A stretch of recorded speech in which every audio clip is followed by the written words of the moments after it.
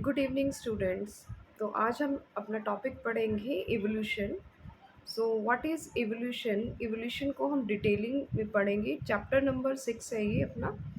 Class 12th का ये concept है, काफ़ी इंपॉर्टेंट टॉपिक है जिसमें हम human evolution, origin of life और बहुत सारी इसके अंदर जितने भी डिस्कवरीज हुई है रिगार्डिंग द इवोल्यूशन उसको हम स्टडी करेंगे। तो let get start our chapter. What is evolution? So, what is evolution? Evolution is an orderly change from one form to the another. Means what?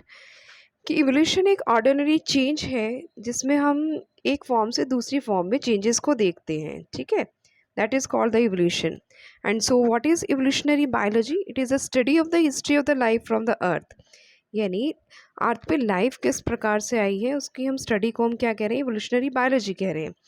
Next, the most important concept of the evolution is the origin of life. यानी कि हमारी life कैसे आई है। कहते हैं ना कि भाई अंडा आया या मुर्गी आई है। तो इस चैप्टर को पढ़ने के बाद हम पढ़ पाएंगे कि what is the reason behind our life, और सबसे पहले क्या आया है, अंडा आया या मुर्गी आई है, उसका रीज़न देखेंगे। चलिए, तो सबसे पहले स्टेट्स करते हैं कि that is a big bang theory, that the universe originated about 20 billion years ago by the singular huge explosion. It means what? It means that एक बिग बैंग थियोरी थी, उसके अनुसार अगर हम कहें कि भाई जो अपनी यूनिवर्स है वो ओरिजिनेट हुआ है 20 बिलियन ईयर्स अगो, यानी कि बहुत टाइम पहले। अर्थ was form about the 4.5 billion years ago. बिल्कुल ठीक बात है कि 4.5 बिलियन ईयर्स अगो अर्थ आई थी। उस अर्थ पे कोई भी एटमॉस्फेयर नहीं था। There is no atmosphere on early earth. Next thing, water vapour CH4, CO2 and NH3 means methane gas, carbon dioxide gas and the ammonia released from molten mass covered the surface. ठीक है, ये तीन gases थी। Early अर्थ पे oxygen नहीं थी। Ultraviolet rays from the sun broke up the water into the H2 and O2। यानी ultraviolet जो रेज थी उसने जो सन से कमिंग हो रही थी, सन से जो आ रही थी, उसने वाटर को ब्रेकअप किया था H2 में एंड O2 में। Oxygen combined with NH3 and CH4। Ammonia gas से ऑक्सीजन कंबाइन हुई, CH4 यानी मीथेन गैस से हुई, उसने क्या बनाया? वाटर बनाया, CO2 बनाया। ठीक है, आप देख सकते हैं यहाँ पर मैंने मेंशन किया हुआ है। नेक्स्ट, ओजोन गैस भी यहीं पर फॉर्म हुई। ओजोन गैस का भी एक रीज़न कह सकते हैं कि यहाँ पर ओजोन फॉर्म हुई है। ठीक है, उसके बाद as it cool the water vapour fell as a rain to form the oceans. जैसे जैसे अपनी अर्थ कूल हुई, पहले तो बहुत हॉट थी, बहुत गर्म थी, उसके बाद वाटर वेपर्स धीरे धीरे धीरे धीरे क्या बन गए? रेन जब आई तो उससे ओशंस में अपनी अर्थ जो है पूरी तरह से क्या हो गई? कन्वर्ट हो गई, यानी ओशंस बन गए। Life appeared almost 4 billion years old. Life जो थी अपनी, कहा जाता है कि लगभग 4 बिलियन ईयर्स पहले आई है। अब इसके रिगार्डिंग कुछ थ्योरीज को पढ़ेंगे। सबसे पहली जो थियोरी आती है that is called the theory of the special creation. It states that the living and the non living was created by some super natural power. यानी ये गॉड बेस्ड थियोरी थी। गॉड ने धरती को बनाया है। जितना भी लिविंग चीज़ें आई है, नॉन लिविंग चीज़ें आई है, सब कुछ किसने बनाया है? गॉड ने बनाया है। ठीक है, सेकंड थियरी कहती है theory of the spontaneous generation theory, यानी theory of the abiogenesis. Theory of abiogenesis कहती है it states that the life came out of the decaying and the rotten matter like the straw and the mud. यानी जो गली सड़ी चीज़ें हैं, mud है, कीचड़ है, उससे क्या आई है? अपनी लाइफ कमिंग हुई है, लाइफ आई है।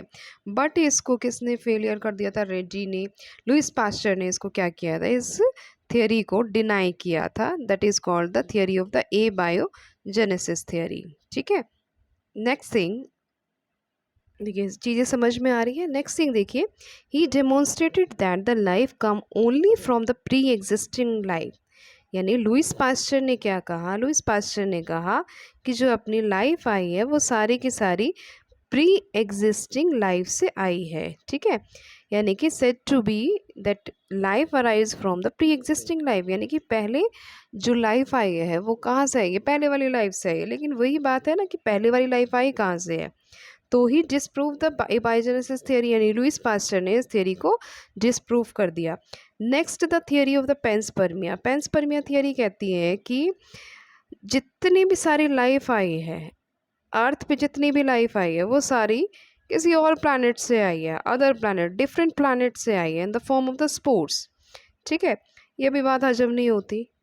उसके बाद कुछ और थियोरीज साइंटिस्ट ने दी। उन्होंने कहा कि भाई that is a theory of the chemical evolution, यानी कि ओप्रिन एंड हेल्डेन ने कहा कि it states that the first form of the life was originated from the non-living inorganic and the organic molecules, जैसे कि CH4, जो अभी मैंने पहले चीज़ें बताई है आपको कि methane gas, ammonia gas, H2O, sugar, proteins, nucleic acid, ये सब क्या थे, रिस्पॉन्सिबल थे नॉन लिविंग इनऑर्गेनिक मैटर से ऑर्गेनिक मॉलिक्यूल्स बने। ठीक है, ए बायोजेनेसिस फर्स्ट, यानी कि ए बायोजेनेसिस पहले नॉन लिविंग था, उसके बाद क्या आया, लिविंग आया।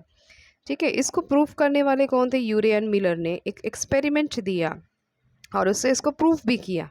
लेकिन ये सब कुछ पॉसिबल है सिर्फ प्रिमिटिव अर्थ पे, जहाँ पर टेम्परेचर कितना होता है, 800 डिग्री सेल्सियस टेम्परेचर था। ठीक है, Urey and Miller experimentally prove that the theory of the chemical evolution, they created a condition like that of the primitive earth. उन्होंने पहले वाली कंडीशंस रखी। ठीक है, जैसे प्रिमिटिव अर्थ होती है, हाई टेम्परेचर था, वोल्केनो इरेप्शंस थे, वोल्केनो स्टॉर्म्स थे, रिड्यूसिंग एटमॉस्फेयर था। रिड्यूसिंग एटमॉस्फेयर के मीन्स जहाँ पे ऑक्सीजन नहीं थी, मीथेन गैस थी, अमोनिया गैस थी, वाटर था, वाटर वेपर था। ठीक है, इसके अलावा H2 गैसेस थी। They made the electric discharge in the closed flask containing the CH4 NH3 H2 water and the temperature is 800 degree Celsius. देख सकते हैं आप यहाँ पर सेटअप मैंने यहाँ पर प्रिपेयर किया हुआ है। ये देखिए, इसको थोड़ा सा ब्रॉड कर लेते हैं ऐसे, ये देखिए। ठीक है, यहाँ पर इलेक्ट्रोड स्पार्क्स यहाँ पर शो हुआ है। इसके अलावा आप देख सकते हैं यहाँ पर इलेक्ट्रोड स्पार्क्स के साथ साथ ये गैसेस मैंने मेंशन की हुई है। कौन कौन सी गैसेस है, CH4 है, NH3 है, H2O है, H2 गैसेस है। वैक्यूम पंप देखिए यहाँ लगा हुआ है, बॉइलिंग वाटर ये है, कंडेंसर के लिए भी है, वाटर ड्रॉपलेट्स भी हैं। तो ये पूरा एक क्या था, सेट अप था जो मिलर एंड यूरे ने किया। देखिए रिजल्ट इसका क्या आया, रिजल्ट बेस्ट आया कि 800 डिग्री सेल्सियस टेम्परेचर पे कुछ अमीनो एसिड्स जो थे वो क्या हुए, फॉर्म हुए, कुछ शुगर्स बनी, कुछ नाइट्रोजनस बेसिस बने, कुछ पिगमेंट्स बने, कुछ फैट्स बना। ठीक है, तो लेकिन ये पॉसिबल कहाँ पर था, ये पॉसिबल सिर्फ उसी टाइम पे था जब प्रिमिटिव अर्थ थी। नेक्स्ट बात करते हैं हम एविडेंसेस ऑफ इवोल्यूशन। ठीक है, एविडेंसेस क्या थे इवोल्यूशन के, सबसे पहला जो एविडेंस था वो क्या था, पैलेंटोलॉजिकल इवोल्यूशन। पैलेंटोलॉजिकल इवोल्यूशन का मतलब क्या होता है, palaeontological, it means fossil fuels. ठीक है, फॉसिल्स के through. Morphological and anatomical evidences, biogeographical evidences जिसमें एडेप्टिव रेडिएशन को पढ़ेंगे, biochemical evidences, embryological evidences, evidences for the evolution by the natural selection. यहाँ पे डार्विन की थ्योरी को हम स्टडी करेंगे। देखिए सबसे पहले बात करते हैं पैलेंटोलॉजिकल एविडेंसेस की, जिसमें स्टडी ऑफ फॉसिल था। भाई डायनासोर्स कहाँ से आए, कैसे पता चला, ठीक है, by the fossils. Human evolution कैसे पता चला, by the fossils. Fossil remnants of the life form the found in the rocks. ठीक है, रॉक्स के अंदर रेमिनेंट्स मिले हैं। इसके अलावा fossils are written documents of the evolution. ठीक है, रिटन डॉक्यूमेंट्स थे ये। To study the phylogeny, horse का जैसे इवोल्यूशन पढ़ा है, हिस्ट्री पढ़ी है, रेस हिस्ट्री पढ़ी है, इसकी इवोल्यूशनरी हिस्ट्री पढ़ी है। To study the phylogeny and to study the connecting link between the organism, जैसे फॉर एग्जांपल आर्कियोप्टेरिक्स। ठीक है, it is a great example, it is a connecting link between the it is a connecting link between the reptiles and birds. ठीक है, and to study about the extinct animal, जैसे कि dinosaur की study करके भी कुछ पता लगा कि that is called the palaeontological evidences.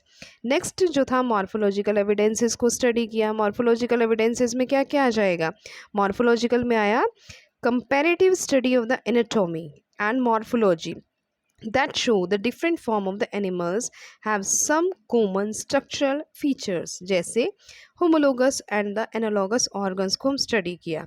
homologous organ और homology, analogous organ और the analogy। ठीक है, होमोलोगस ऑर्गन क्या होता है? देखिए, homologous organ, the organs having the fundamental similarity in the structure and origin but different in the functions, ठीक है, जिनके फंक्शंस क्या हो, अलग हो, लेकिन फंडामेंटल सिमिलैरिटी हो इनके स्ट्रक्चर्स में, जैसे कि human hand, whale flippers, bats wing, cheetahs foot, ठीक है। इसके अलावा thorns and tendrils of the bougainvillea and cucurbits, these are called the homologous organ. origin of the homologous organ को हम क्या कहते हैं? It is due to the divergent evolution. divergent evolution is the evolution in which related species become less similar to survive and adapt in different environmental conditions, ठीक है। जो less similar है, ठीक है, लेस सिमिलर टू सर्वाइव और adapt होती हैं different environmental conditions में, ठीक है। तो डाइवर्जेंट इवोल्यूशन यानी एक पॉइंट से स्टार्ट होके ये क्या हो रही है, इस तरह से डाइवर्स हो रही है स्पीशीज, ठीक है, जो पॉसिबल किस में है? होमोलोगस ऑर्गन्स में। नेक्स्ट देखिए, अब यहाँ पर एनालॉगस ऑर्गन्स को हम स्टडी करेंगे कि एनालॉगस ऑर्गन क्या है। देखिए, analogous organ, the organs having the similar functions but different structures and origin, ठीक है, जिनका स्ट्रक्चर क्या हो, अलग हो, और ओरिजिन भी क्या हो, अलग हो। इस फिनोमिना को क्या कहते हैं? एनालॉगी कहते हैं। एग्जाम्पल जैसे कि wings of insects, wings of birds, ठीक है, that is the wings of insect दोनों क्या है, और विंग्स ऑफ बर्ड दोनों बहुत ही अलग है। ये इंसेक्टा फैमिली में आते हैं, ठीक है, बर्ड्स क्या है, एव्स में आते हैं। इन दोनों का काम क्या है? विंग्स का काम उड़ना, ठीक है, फ्लाई करना। लेकिन है क्या ये? दोनों के फंक्शन सेम है लेकिन स्ट्रक्चर क्या है? डिफरेंट है। आई ऑफ ऑक्टोपस, ऑक्टोपस की आई और मैमल्स की आई, काम क्या है दोनों का? देखना, ठीक है, बट दोनों का काम देखना है लेकिन दोनों बहुत अलग अलग है। Flipper of penguins and flipper of dolphin, sweet potato modified root है, पोटैटो मॉडिफाइड स्टेम है।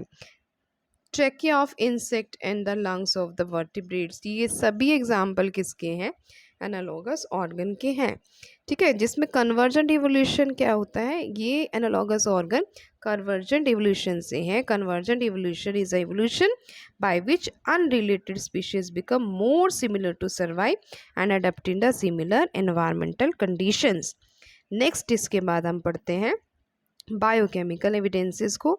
बायोकेमिकल एविडेंसेस में जिसमें प्रोटीन, जीन और अदर बायोमोलिक्यूल एंड मेटाबॉलिज्म्स आ जाते हैं, सिमिलैरिटी जिसमें देखी जाती है, ठीक है। It indicates the common ancestry. इसके बाद हम पढ़ते हैं अडेप्टिव रेडिएशन। अडेप्टिव रेडिएशन का मीन्स होता है that is the evolution by the adaptation. It is the evolution of the different species in a geographical area starting from one single point. एक single point से शुरू है, और जैसे कि ऑस्ट्रेलिया के अंदर ये क्या है, अलग अलग टाइप के स्पीशीज़ देखने को मिलती है, that is starting from the one point, ठीक है। इसके एग्जांपल्स हम पढ़ सकते हैं Darwin finches, Australian marsupials, placental mammals in the Australia. When more than one adaptive radiation is appeared in a isolated geographical area, that is results by the convergent evolution. तो adaptive radiation किसका example हो गया? Convergent evolution का example हो गया। Next thing जो हमने study करनी है अपने चैप्टर में, एम्ब्रियोलॉजिकल एविडेंसेस। एम्ब्रियोलॉजिकल एविडेंसेस दिए थे। It is proposed by the Ernest Haeckel. He observed that all the vertebrates embryo have the same common features, ठीक है। सभी जितने भी वर्टिब्रेट्स होते हैं के कॉमन फीचर होते हैं, that are absent in the adult, ठीक है। यानी ये कह रहे थे कि भाई सभी जितने भी एम्ब्रियोज हैं ना वर्टिब्रेट्स के, उनके अंदर कॉमन फीचर्स देखने को मिलते हैं लेकिन वो अडल्ट में नहीं होते। जैसे एग्जांपल लेते हैं, all the vertebrate embryo develop the vestigial gill slits just behind the head. जितने भी वर्टिब्रेट चाहे ह्यूमन बीइंग से क्यों ना हो, ठीक है, लेकिन इसका जो फंक्शन है वो सिर्फ किस में है? फिश के अंदर देखने को मिलता है, लेकिन अडल्ट जो वर्टिब्रेट्स है उसमें देखने को नहीं मिलता है। तो अर्नेस्ट हेकल ने इसको प्रपोज्ड किया था लेकिन it is rejected by the von beer,